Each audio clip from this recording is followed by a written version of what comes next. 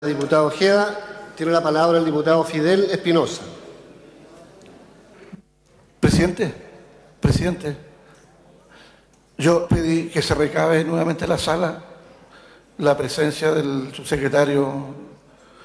con el objeto de que Se tenga sometió a participación. consideración, diputado Ojeda, y no hubo acuerdo que permitiera eso.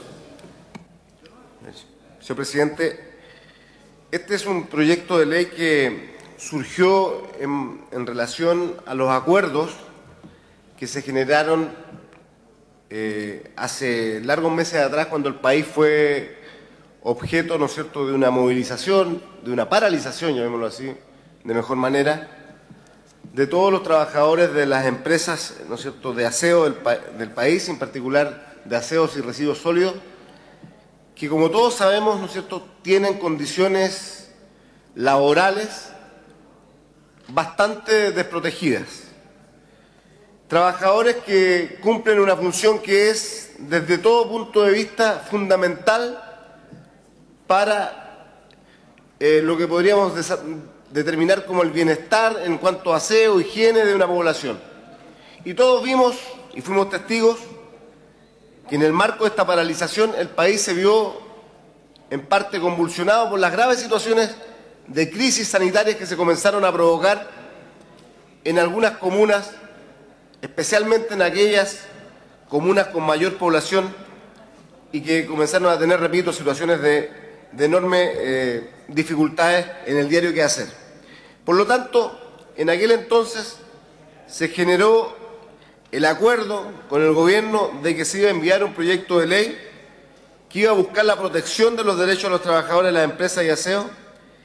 y por lo tanto eso iba a permitir mejorar sus condiciones, no solamente de contratación, sino que también sus condiciones en cuanto a la funcionalidad, al desarrollo de su trabajo cotidiano.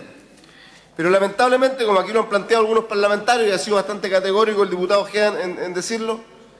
es lamentable, ¿no es cierto?, que una de las partes fundamentales de la iniciativa aprobada por esta Cámara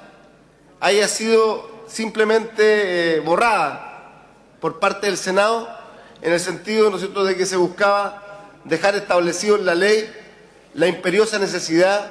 de que hayan elementos sustantivos que permitan la configuración de las exigencias que son necesarias por parte de las empresas concesionarias para poder otorgarle a estos trabajadores condiciones dignas de trabajo. Porque si no, ocurre, y va a seguir ocurriendo, lo que hasta aquí en la práctica se genera en el día a día, que aquí hay empresas que utilizan 10.000 tipos de subterfugios legales para, desde ese punto de vista, violentar los derechos de estos propios trabajadores que, repito, desarrollan una labor que es tremendamente fundamental e insustituible en nuestra sociedad. Por eso,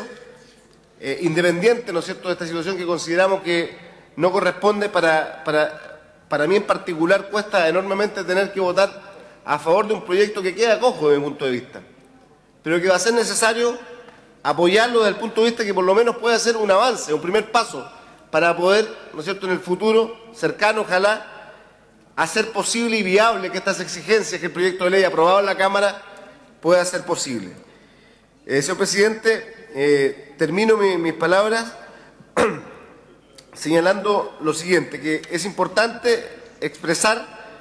que esta ley, mediante un artículo transitorio, se faculta excepcionalmente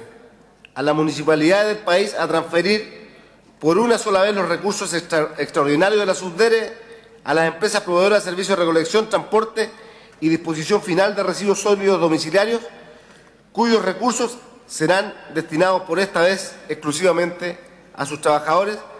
declarando transferidos aquellos recursos que a la fecha de la publicación de la presente ley se hayan entregado a las precitadas empresas con dicho fin.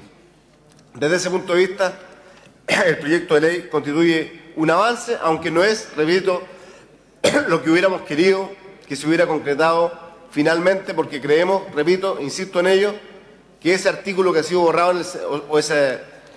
ese articulado que ha sido borrado en el Senado,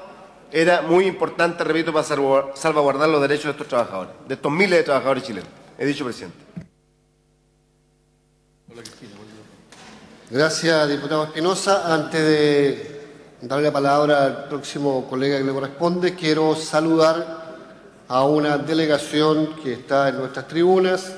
Me refiero a la delegación del sector El Tránsito de Paine, y que está invitada por el diputado Jaime Belloni.